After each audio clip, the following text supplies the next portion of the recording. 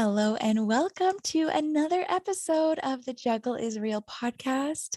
If you are a loyal listener, I'm so grateful that you are back for more.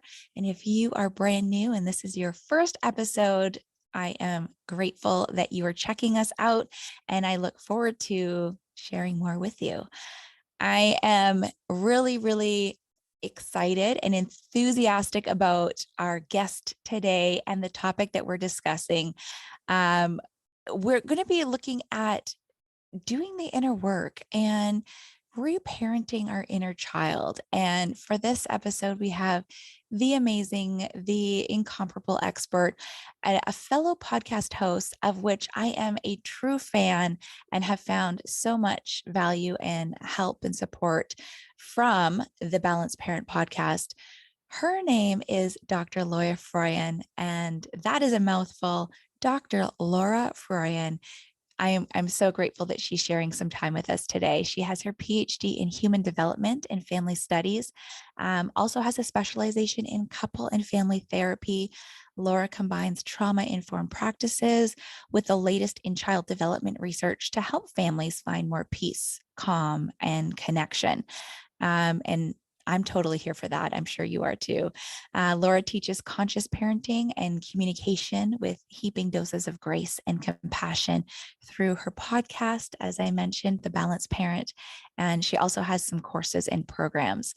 So I really just want to delve in and look further into this topic of doing the inner work, learning how to reparent our inner child. What does this mean? How is this going to benefit us in our busy and full day-to-day lives? Laura's going to share more. So with that being said, let's get started with our chat with Dr. Laura Froyen, and let's just delve right in. Welcome to the Juggle is Real podcast. I'm your host, Andryanna. I'm a career-driven mom of 3 boys who went from burnout to finding balance, and I am on a mission to help other parents enjoy the juggle of work, family, and everything in between with a little less stress and a lot more ease, joy, and fun. What do you think? Are you with me? Let's get started.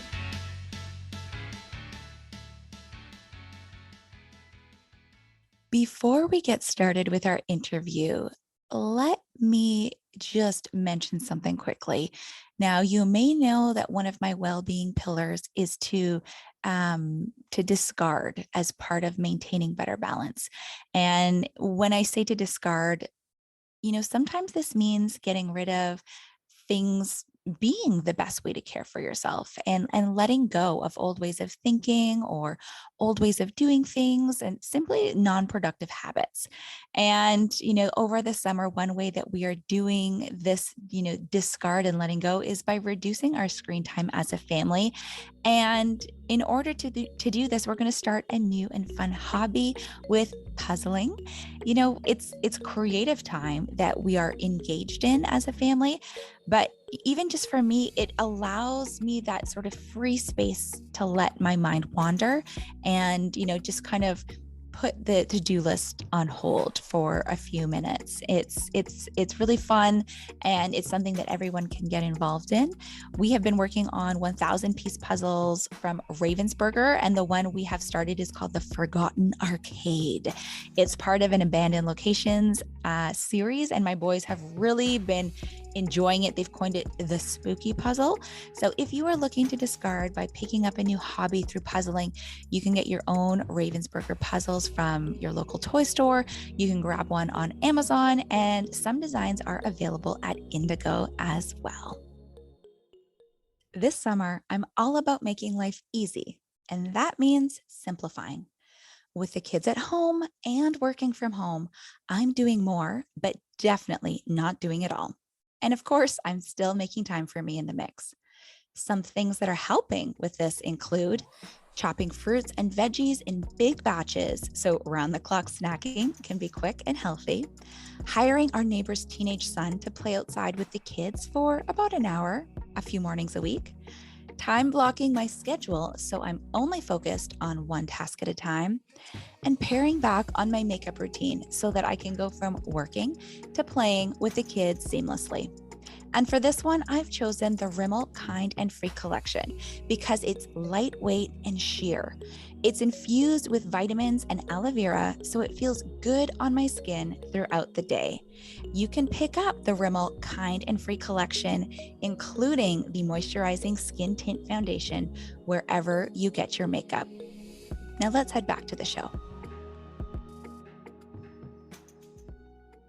Laura, welcome to The Juggle is Real. I am so happy to have you on. Can you just get us started and tell us about yourself? Well, first, I just want to say thank you for having me. You have a beautiful podcast and a beautiful community here, and I just feel really honored to get to spend a little time with you. So thank you so much for having me. It's truly our pleasure. Our pleasure. Yeah. Okay.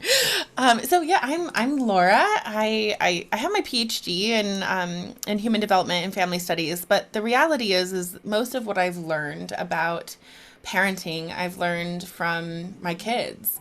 I've learned from the act of doing it and growing up alongside my children. The world of research hasn't quite caught up to the conscious parenting world. And so I love taking what I know to be true of child development and then helping parents really tune in and listen to their intuition, to their own inner world, their own inner family, and to their children who really are the experts on themselves.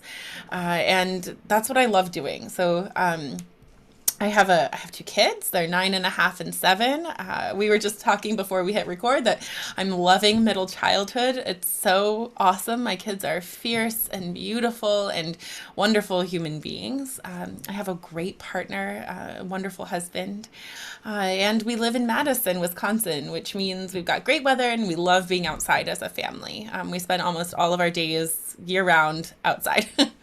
Oh, that's awesome. Great cheese too. Great Oh, cheese options. oh my gosh, Good great charcuterie cheese. boards. Yeah. Yes. Oh, we do make a mean charcuterie up here in Wisconsin.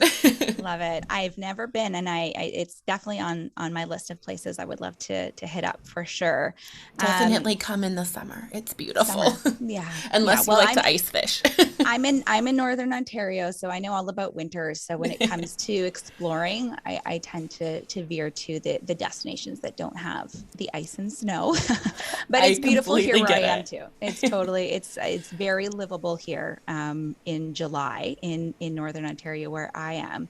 I'm really grateful to have you here on the show because I am a fan of your podcast as well, and I've gained really valuable insights and just felt really supported in my parenting and how I approach, how I am reacting sometimes and responding and just kind of going back and forth between, how I want to parent, how I was parented myself, and how my partner, those thoughts that he has as well, and it's this really fluid and constant exploration that we're on, which your podcast really beautifully helps parents navigate, I feel.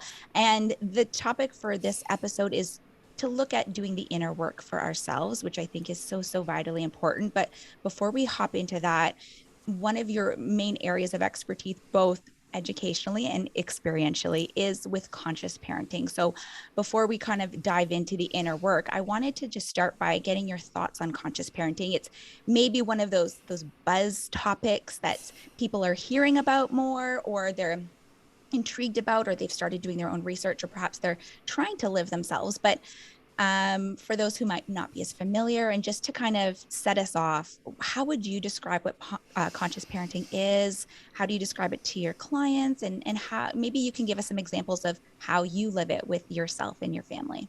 Absolutely. So, conscious parenting is really different than other kind of parenting labels like respectful parenting or peaceful parenting or gentle parenting, where you have maybe a set of guidelines for how to approach difficult moments with your kids. Conscious parenting is more of a way of being with yourself and with your kids in the moment and as you reflect back on moments with your children. It's about becoming aware of the lens through which you view the world, and that lens is informed by your past experiences with your own family growing up, with your teachers, with your peers and your friends, and with our broader culture. We all are coming up in this cultural soup that unfortunately hands us things that we aren't always aware of, and we have a lot of unconscious programming as a result of our experiences and the way our beautiful brains make sense of the world. And conscious parenting is bringing the unconscious, our kind of immediate responses and reactions, our biases, our internal narratives, our stories that we're telling ourselves to the forefront, becoming aware of them and starting to work and move with them consciously. And it's also looking at our children through that lens, seeing our children clearly, stripping away the things that we might have coloring our interactions or the way we view them, and really starting to see them and helping them make sense of the world, and craft a narrative for themselves that's based in the truth of their goodness and of their unconditional lovability. Most of us come up through our lives getting the message that there's some things about us that put our lovability at risk, that make us unlovable or not good enough or unworthy. And then we work really hard to either push those things to the side or combat them. And those are big driving forces for us as a human species, because relationships are absolutely paramount to us feeling safe, and connection is huge to that. And if we are not worthy of connection, that's really scary to us as humans. And so we do a lot as humans for our own survival that sometimes isn't exactly what we want to be doing. That's when those automatic reactions come out. My biggest one personally in my own life is with frustration. So when my kids are working on something that's hard and they start getting frustrated with themselves and the whining that I can't do it, and the slamming of pencils down, that sort of thing. Do you know what I'm talking about? Oh no, I have no idea. No, Yeah. no. Yeah, Well, definitely. that one makes me start feeling really anxious. My heart starts beating. Kind of this warm flush kind of comes over me. It's a trigger for me, and if I'm not very careful, I will hear my mother's voice come out of my mouth. Stop that right now. And that's what I heard growing up. Luckily for me, I knew that trigger was coming for me because I saw my mom do it to my niece when she was 2 before I had kids. And I was like, oh, that's why I can't handle frustration. Well, because I never learned. All I learned was stop it, stuff it down, don't show it. So I started working on that before I became a parent. But that's what I teach. This is what I love to do with my clients, and this is what I love to do with myself and with my husband. Is take a look at what are those automatic reactions? Where are they coming from? What are they signaling to us? And where is that work actually? Because the work isn't with the kids and getting them to stop whining. The work is with us. Okay, so I feel like that was a long-winded Oh, answer. no, I'm sorry, I'm sorry. Andryanna. I could just sit here, nod my head all day, but because, yeah, like, I mean, I think of that myself too. I mean, you really brought up something in me as well. I think that just the whininess can be a trigger for me. And yeah, we really have to look inwards to see, why is it bothering us so much? And, where is it stemming from? And I mean, this is, I often say, I mean, the topics that we discuss, or the reasoning behind why we might feel a certain way, is not to put blame on the reason or the person, or your mom or anyone's parent, or guardian, or the way they were raised. It really is just to bring in that level of awareness to realize, okay, so this is one of the factors that has contributed to how why I am here, and who I am right now. But I have the ability now that I'm aware and conscious of it, to decide whether I want to keep it, or reframe it, or shift, or what happens after the awareness is brought in. Yes. And so the more we can become aware of this, I think that the better we can equip ourselves with the tools we need to not be triggered. So this just really goes hand in hand with the inner work, I feel like, and with, like, in my personal life, I've sort of been on this journey since experiencing burnout a few years ago, and it really had me stop in my tracks, physically, like literally, but also, take me on this journey of learning how to lead a more intentional life, learning how I want to, you know, show up in the world for my family, for my children. At the time, I only had two boys. Now I have three, and you know, through mindfulness and self-care, I've been able to lead more of an intentional life. But with your work, what you do and what you help shine a light on is working on our inner child, doing that inner work that can help us to feel better, lead a more connected life. And this is really intriguing. It's so fascinating to me. Do you think that you can expand on this for all of us? I think we kind of have an idea, but what is your inner child? How can it help us in our day-to-day lives? Like, just let's get another rant going. I would love to learn more. Absolutely. Well, I want to thank you for mentioning that there's no blame or shame to our previous generations.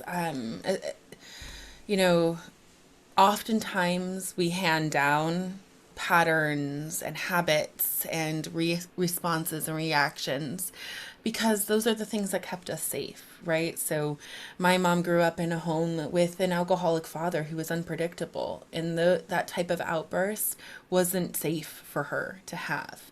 And so she learned at a very young age that that wasn't safe. And she passed that safety message on to me. My kids are growing up in a different household and in a different time, and they have different things. They don't need that message of safety anymore, and so it's safe for my family now, my intergenerational family, to release that story. And that's what we're doing. And so in the moment when something like that happens, when we recognize and have that moment of awareness, okay, here's a trigger, here's where an old story that maybe isn't even my story, that maybe is a story from a couple generations ago, that science tells us is passed down through our nervous systems from mother to child, father to child. It comes out in us in our day-to-day interactions with our children, and then we have that moment of awareness, and then we get to choose, is this something I'm going to pass on unconsciously, or is this something I'm going to consciously heal in the here now, right now, for myself and for future generations of my family? And that's what the inner work is. And there's so many ways to do this inner work. There's internal family systems therapy, where a therapist walks you through and helps you meet your kind of your inner family, the parts of yourself.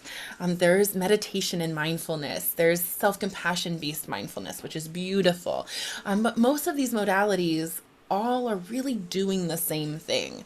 They're taking a look at our inner narratives, our inner stories, that we tell ourselves, that we use to protect ourselves, that we use to shield ourselves from pain or try to shield others from pain.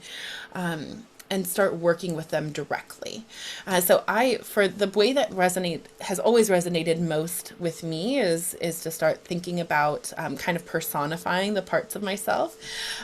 Most of us have parts, and we're not talking about kind of any kind of psychological issue where we have multiple personalities, but we do all have kind of different, yeah, parts of ourselves is the best word for it. You think about, like, if you get an invitation to go to a party and it's been a long week, and part of you really kind of just wants to stay home and hang and chill with your family, but the other part of you knows you haven't seen your friends and you're craving that interaction, and you can kind of be of two minds. Do you know what I mean?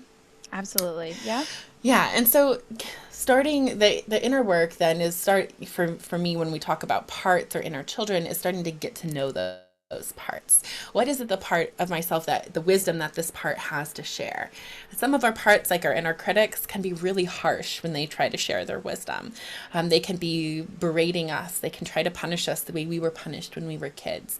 And it's important to know that they always have our best interests at heart. The part of us that says, gosh, I can't believe you said that. I can't believe you did that to your kids. I can't believe you raised your voice again. You're such a bad mom. That voice is trying to help us. It knows that we've got a big goal on our hearts, a big change that we're trying to make, and it's trying to get us to do better in the only way it knows how. And so then in the moments when we encounter these stories that are harsh or hurtful or protective, we can actually go inward and have a conversation with them. Thank you, my dear. You are trying to help me be a better mom to my children, and I see you. That is a good goal. And I know that it's hard to see me make a mistake, right? We learned that being perfect was the only way you're going to be worthy of love. And so that's scary. The truth is we don't have to be perfect anymore. We can put that aside. We know that even when we make a mistake, we're still lovable. Yeah, I know. It's hard to believe. So these are the conversations that you can have in your head. And I know it sounds a little weird, but, and it can be awkward when you're first starting out doing it, but anything new feels awkward, right? If you are right-handed and you start trying to write with your left hand, that feels awkward too. It doesn't mean it's wrong or bad or not for you. It just means it's something new. You haven't done it and your muscles need a chance to get used to it. So in the moment, it just looks like pausing for a second and acknowledging your story. If you're not really ready to talk back, you can just say, yeah, ooh, whew, this is fear. This is worry. This is worry that I'm not a good enough mom. That hurts. That's scary. And just acknowledging it right then and there. And that often in and of itself is enough to release some of the emotions so that you can very clearly see your child, the child in front of you, and start interacting with them. And then if you're ready to take it a little bit deeper, I'm sorry. I'm talking a lot. No, I love this. I Okay. love this, and it really resonates with me because this is some work that I have been doing, and I talk about it as judgment, right? But these things when we don't feel like we're worthy, or we don't feel like we have the capacity, it really does stem down to how we're speaking to ourselves, how and whether it was how we were brought up through parenting or our peers. I know I have I had that I've been working through some really big judgments that stemmed from some girls in my class when I was in grade 7, so it's like being able to look at myself at that age and be like, you know what, 12-year-old Andryanna, it's okay to be who you are. It's okay to stand out and just be that shining light that you really and truly are, and you don't have to dim that light. And so when we can forgive ourselves for these judgments, these critiques, yelling at your child or having that blow up, whatever it is, really looking inwards, finding that peace within us that's trying to help us, and learning to forgive it, and having that conversation can be really helpful.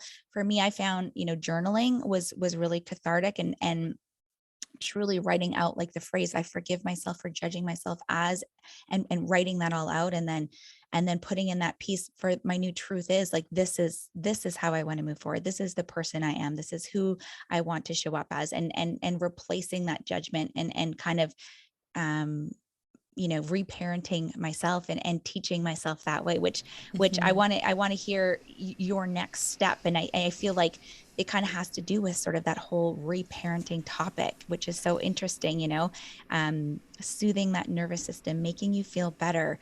I want to hear what you want to say, what you were going to get into, because I think, as you've mentioned, when we do this inner work, when we're reparenting ourselves, when we're giving ourselves that space to just pause and reflect, and see everything in its true light for what it is, we can really change our relationships with ourselves, how we choose to parent our children, how we show up in relationships with our spouse, our family, our friends. It can really be so life changing in so many positive ways. So keep going. I want to hear how I keep going on that train of thought. Yeah, absolutely. So I love that you're journaling, first of all. I think that that's so beautiful. And it can be so wonderful when you are journaling to have a picture of yourself at that age with you, and almost let them do the journaling too. Because most of their fears and worries make complete sense. Most of the things that our 6-year-old us were worried about, or 12-year-old us, or 16-year-old us were worried about make complete sense for where they were developmentally. And they likely didn't have an adult in their lives who was really hearing them and really listening to them. So if you want to take your journaling practice one step further, you can start reparenting yourself through journaling, through that process, if you like to journal, or just even drawing yourself a bath and having some quiet time with yourself and having a little bit of that conversation, where you're really the parent that you always needed. There's always this saying to be the parent to your children that you needed, and really we don't want to do that. We want to be the parent that our current children needs on the outside, but really where the work is learning how to be the parent to our own inner children that we needed, being that attachment figure, that solid steady attachment figure with unwavering love. And you know what, the reality is that most of us had that parent, and we just had a lot of miscommunications along the way. My parents, were humans and made lots of mistakes, but most of the time when we talk about those mistakes now as an adult, it's very clear that they were doing what they thought was best. They were attempting to communicate their unwavering love and support to me, and it just landed wrong on me for given whatever time frame or phase I was in. I wasn't receiving it the way they meant it, and so there's lots of miscommunications that come up between parents and children. And it's our job now as the adult in our relationship to actually communicate very clearly to our own inner children. So being able to say, oh my gosh, it makes sense that there were these girls who were trying to dim your light. It makes sense that they were doing it, and it makes sense that you let them. It makes sense, that you were afraid. It makes sense that you weren't brave enough right then. That was really a scary time, and it's not your fault. That's something that happens to lots of people. You're not alone in that. And I'm here to offer you grace and compassion. And that conversation, that back and forth, is really where healing happens. And that's what reparenting is. I think people get really intimidated by this idea of reparenting, like it's a thing you have to do, but it's actually something that just happens in the day-to-day moments. So it can happen when you're triggered by a partner, or things that come up in your business or your work life or with your kids, having that moment of awareness and then going inward and finding, okay, who's hurting here? Who's taking over? Who's kind of driving the ship, and what's their story, and what support do they need in that moment? Just like you would with your kids if they were having a little bit of a meltdown or a tantrum, right? You'd figure it out. You'd get really curious and compassionate and kind with them, and dig in a little bit. We can do that in the moment, but it's also just the everyday moments of, I spilled a glass of water, and instead of berating myself for it, I'm just going to say for a second, whew, there's my humanity again coming out, making a mistake. Or, if you forgot an appointment that you were supposed to go to, whew, yeah, making mistakes is hard. It's a hard part about being human. Oh, yeah, I know. I'm worried about what they'll think of me, but most likely they'll be kind. They'll only think kind thoughts. And if they aren't, that's okay. It's not really my business what they're thinking of me. Really having good self-talk, that's reparenting too. It's acknowledging your feelings. Like, my husband is going on a week-long fishing and camping trip with his buddies, and there's part of me that's so glad he's doing that. And then there's a part of me that says, when is it my turn? And my turn is coming up. It's coming up in August, to get time away with my friends.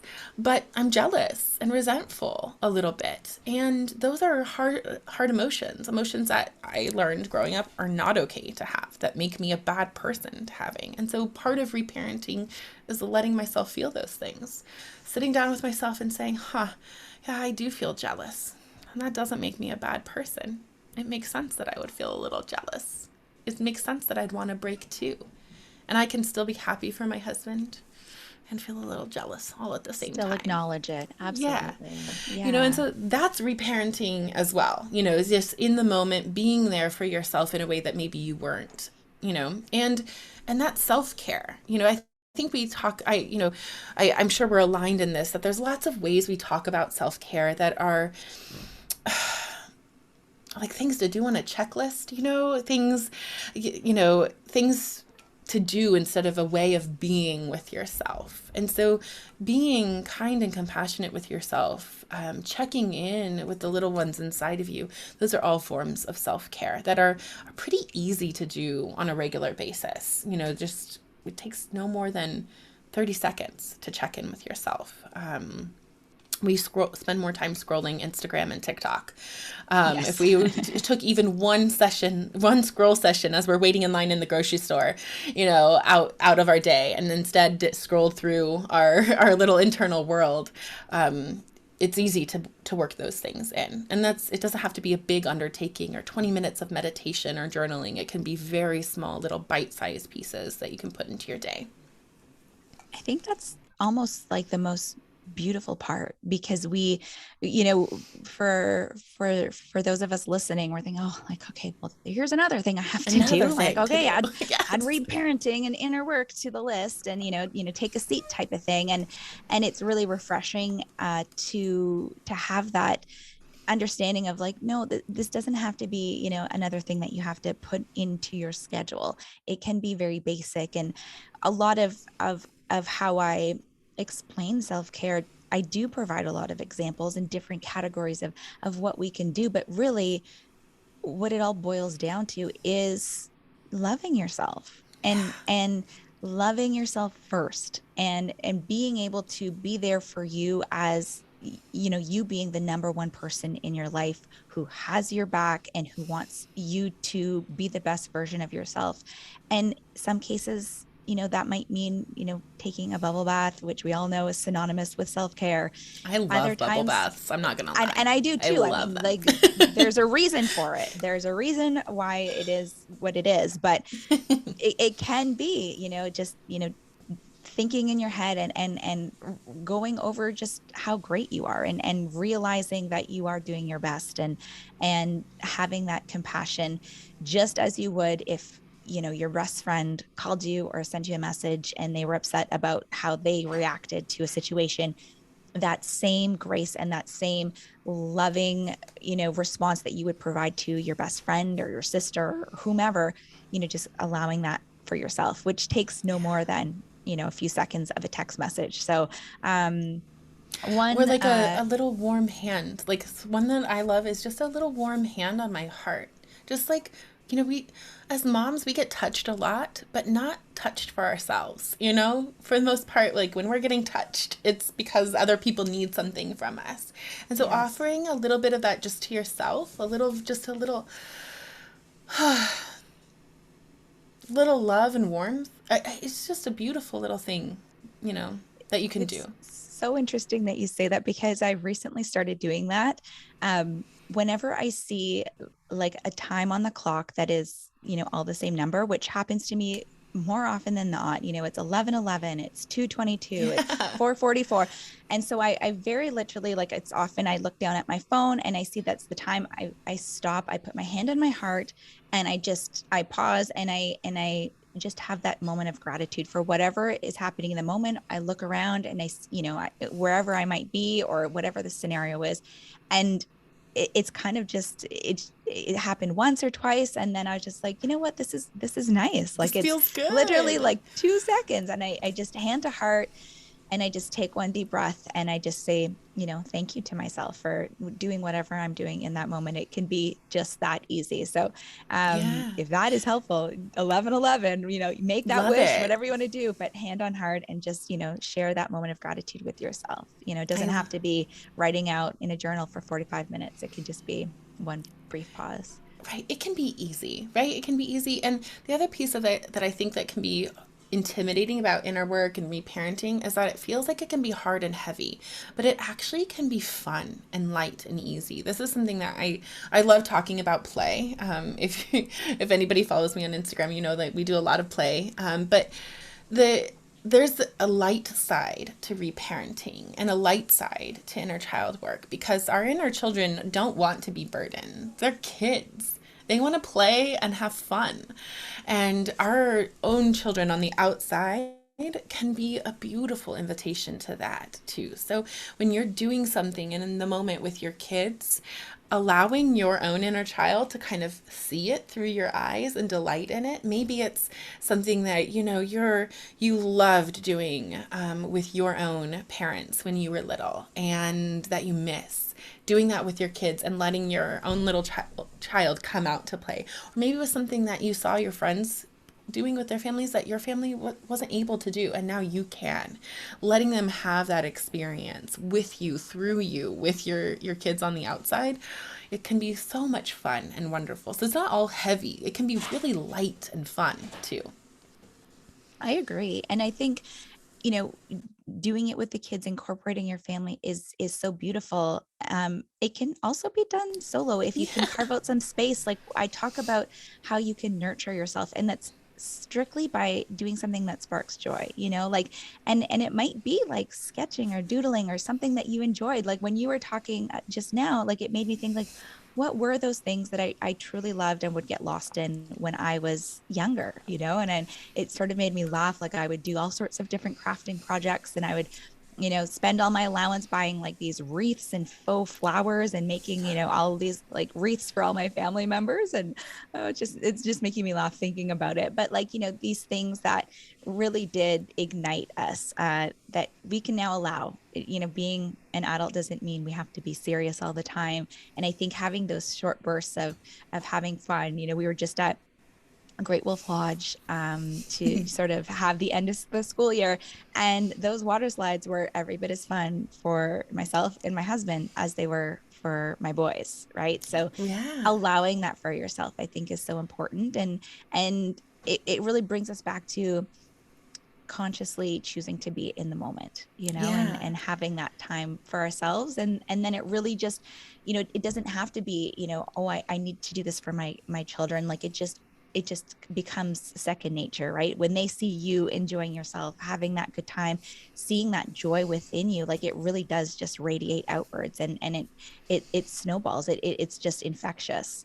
Yes, and kids are so good at being in the moment. They're so good at it, right? They're so good at being fully in their joy, fully present for what's happening. I mean, they're good at being fully in the moment when they're upset too. They're really good at that. And I think that that's another gift that our inner children can give us. Learning from them, letting them lead us into that can be so helpful. Our inner children, I don't, I'm probably older than you, but I grew up in the 80s. We didn't have phones. We didn't have things that could distract us. My inner children are really good at being fully present. And they know how to do that. And so a little bit of tapping in to that spirit, to that energy, can go a long way with really bringing the level of presence and connection with your family in the here and now, up. And it all happens simultaneously. So this is not something that you necessarily have to go and take a break away from your daily life. It's something that can happen in the moment of like, ooh, I'm having this little bubble of joy. Yeah, that's my 5-year-old. I did love going down little slides when I was 5. That was so cool. Oh yeah, and I'm gonna be here, right here with her, having her right here with me and with my kids, and really experience that in the way that maybe as an adult I'm not so good at anymore. But my inner 5-year-old is really good at it, and letting them lead that and show us and teach us. Yeah, no, I think that's really, really just lovely to hear. And for me personally, like, there are many things that my children are interested in that I really am not interested in, just, to be very frank. And, I don't really feel like playing, Legos or, Or listening I to still do. Minecraft and Roblox. Yeah, yeah. Like these things, aren't necessarily the things that I would choose to do had I, had open space in my day. However, when we think about it from that perspective of, what would my inner child think, or how would they respond, or, how can we tap into that to try to, just reignite that joy. And I think that it brings a whole new level of that excitement and that fun and that full embrace, that's full circle, consciously just being with your children as your inner child, and just kind of having that space to go through it, instead of just like, oh, okay, well, now here's a mess, we got pulling out the slime, and now I know there's a disaster. It's like, no, this kind of feels cool and squishy, and like, I understand why my children enjoy it so much, even though, there's the Berber carpet upstairs that's totally ruined and it's going to be blue in the corner forever. But kind of tapping into that time to just enjoy it sheerly for what it is, and not what the repercussions are after, or not what the cleanup is after, but just like getting into it and enjoying it. I think Yeah. that's kind of cool. And it's okay, I think it's okay to honor where we are now in our current stage of development. We're adults, and honor the very real responsibilities and load that's on our shoulders, especially as moms. It's okay to honor those things too, and to figure out where is that line for me. And so it's okay if, like, slime, I've never made slime with my kids because I don't want to clean that up, and that's honoring my adult self.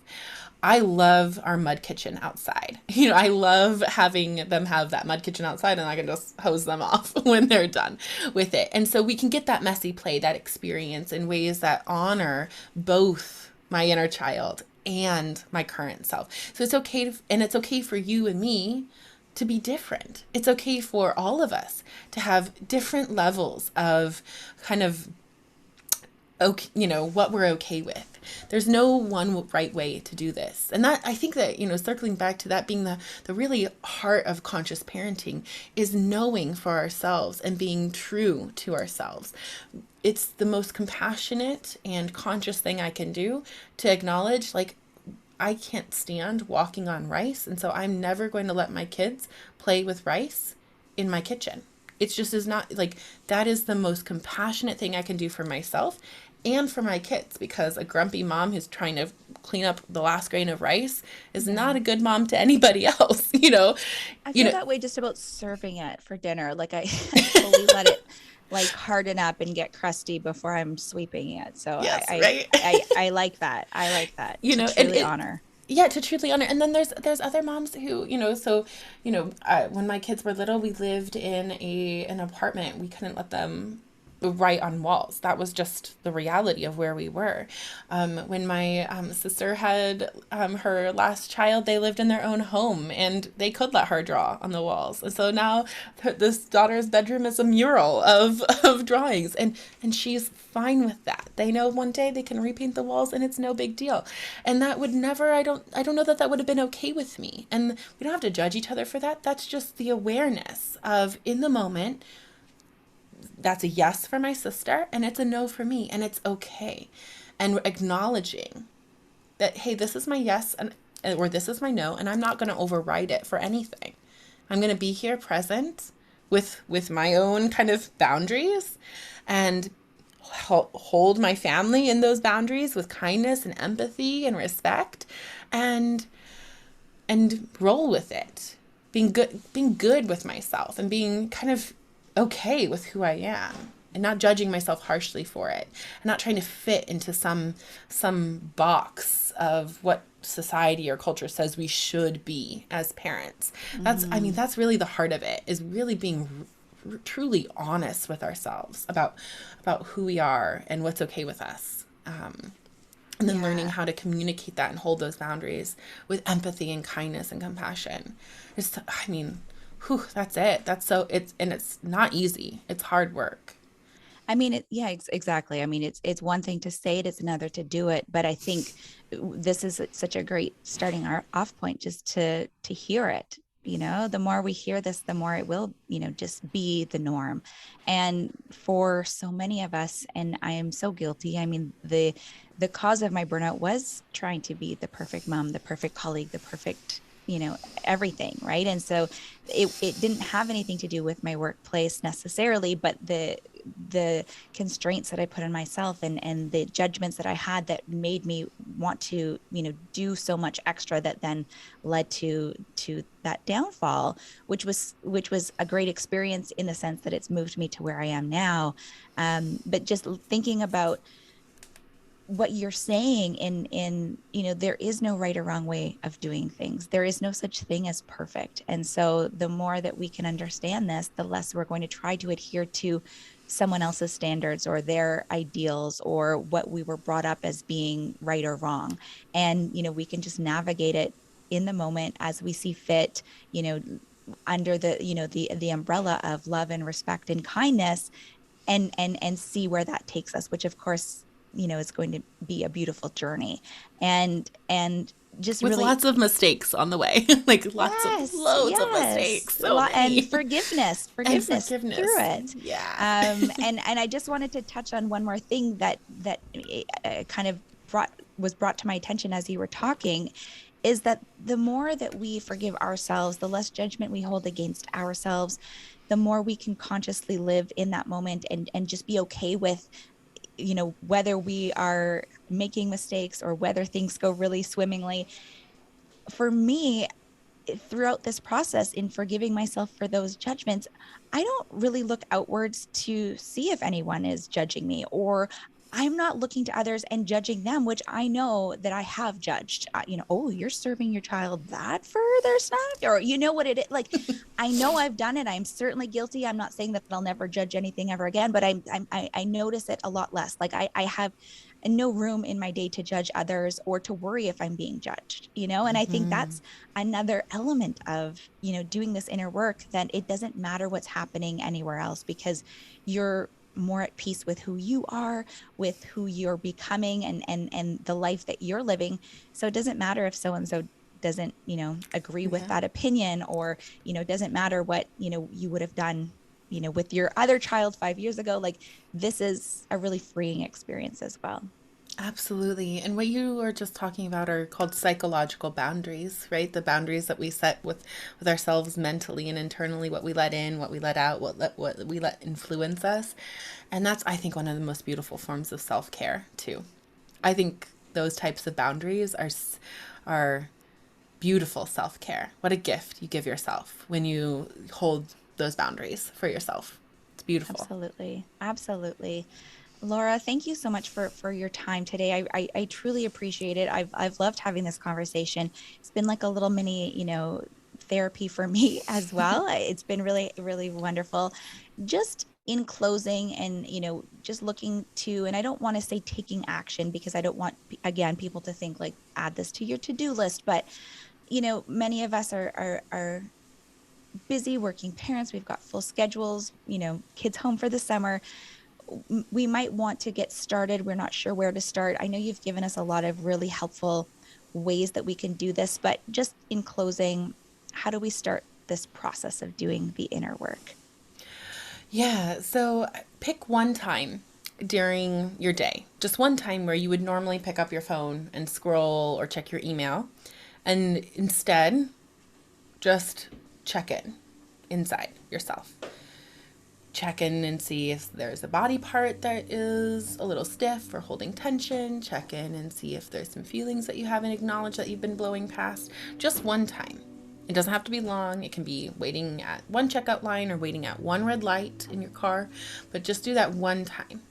Another easy thing to do is when you're going to sleep, that last few little minutes, just doing a quick little body scan or through your body, seeing if anybody has anything to say, if there's any thoughts or worries or fears that have come up through your day or things that you need to process. Notice if you go to berating yourself or using, language that, shame, blame, judgment that was maybe used on you as a kid, and trying the language that you use on your own children or that you would use with a friend. Those are the two kind of easiest places to start. We all go to sleep, we all have moments of pause in our day that are forced upon us, like waiting in line or waiting at a red light. And so those are the times to start kind of hacking your life and using them for your benefit. Beautiful. I love that. I'm doing this. This is like, I'm working this into my day. It's going to be easy and it's going to be so helpful. I appreciate your time so much. For those of us who are looking to learn more about you and the work that you're doing, where can we find you? How can we, tag along on your journey? Yeah, absolutely. Well, so I have a podcast called The Balanced Parent, and that comes out every Tuesday. Sometimes Fridays I add in a bonus episode. And then I'm on Instagram at Laura Froyen, PhD. So you can head over there and hang out with me. And I have a few, courses and opportunities to work with me too. So if you are interested in those things, your your community can check them out or send me a message, and I'll get you into the right spots. Beautiful. Yes, I'll put some links and stuff into the notes for this episode. But Laura, Thank you. I'm so grateful. I hope you have a wonderful summer with your girls and the time that you get away with your girlfriends and everything else. And I will be chatting with you in a little while because I will be a guest on your podcast coming up this fall. So I really look forward to that. Have And a wonderful, wonderful, wonderful summer. thanks for having me. What a beautiful breath of fresh air that conversation was. I hope you enjoyed it as much as I did. And if you got value, received some insights, or now have some little tokens of just action points that you can easily incorporate into your day like I do, can you do me a quick favor and let me know by writing a review for this episode, rating this podcast, honestly, and sharing this episode with a friend, someone who you think could really benefit and enjoy this discussion that we've had today. You can always find me on Instagram. My handle is Andryanna G. That's ANDRYANNAG. And you can visit me at andryanna.com for more information, insights, workshops that are coming up, and some personal development programming that you can tap into for more. Until the next episode, I hope you are enjoying your life, taking good care, and putting yourself first. Bye for now.